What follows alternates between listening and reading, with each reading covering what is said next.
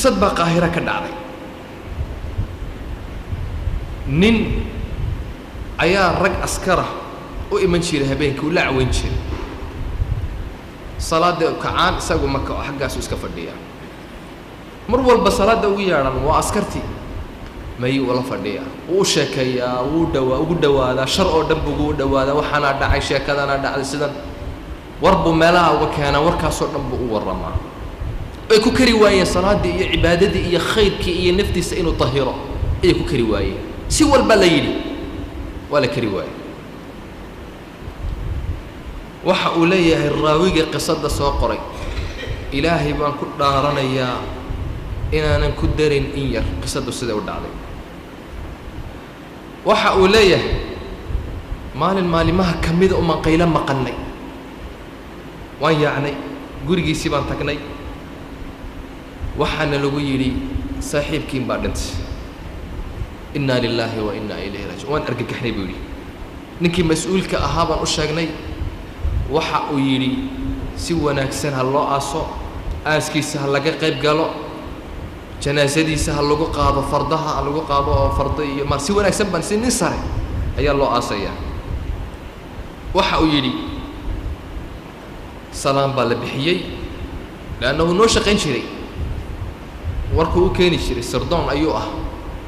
laakiin salaad ma tukanayn diin mu oqoon waxa uu yidhi waxaan u kaxayn xagga iyo janaasada meedki qabriga ayaan u kaxaynay waxaan ku wadnaa waa qabri waa meeshii ka boqorka uu galayay faqiirka uu galayay miskiinka uu galayay gebi la wala galayay weeyaan qabrigii baan u wadnaa waxa uu yidhi saan u soconnay ilaahay baan ku dhaartay ayaa fardihii baa diday waa la isku yaacay waan wala argagaxnay fardihii oo wala boodaya waan istaagnay waa mas ilaahay oo og yahay intuu leegyahay oo nagu soo orday xaguu ka soo baxay qabriga ninka aan rabno inaan ku ridno ka soo baxay fa wallaahi alladii laa ilaaha hayru qabriguu ka soo baxo wuxuu u soo ordayaaba xaggaa iyo ninkii waan isku argagaxnay buu yidhi waan yaacni gebigayga waxa uu yidhi waa bahal masa oo bidaar leh عدانا مدحيش انتصر او افكا كلا فوري waxa uu yiri markii ay yaacneen wala argagaxnay fardiina yaaceen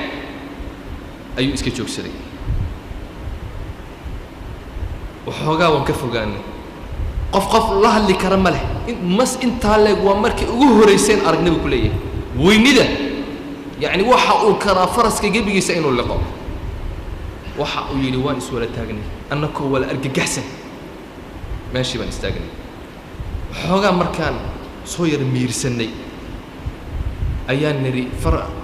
aayarhan eegno intaan eegno bal han la soo baxsanna meedki waxa uu yidhi si sir ahaana intaan aayar rag u dirnay ayaan la soo cararnay meedki dib buu iskaga noqday hoggii qabrigii aan qodnay ayuu ku noqday waxa uu yidhi qabri kale ayaan qodnay meel 500 oo mitir ka fog qabriga hore ayaan ka qodnay markii aan doonay inaan ku ridno isaga waxaa nagu soo boodayba maskii intii laaka qabrigii kale ka soo baxay argagax waan wala yaacnay buu yidhi gebigaygi waan yaacnay waxa uu yidhi kadib waxoogaa markaan ka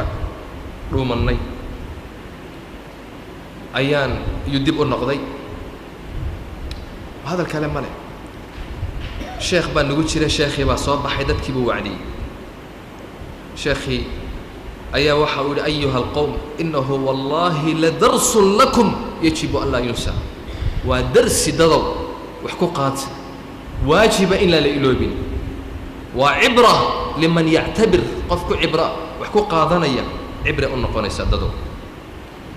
ilaahay waxa uu doonayaa inuu ina tuso aayaadkiis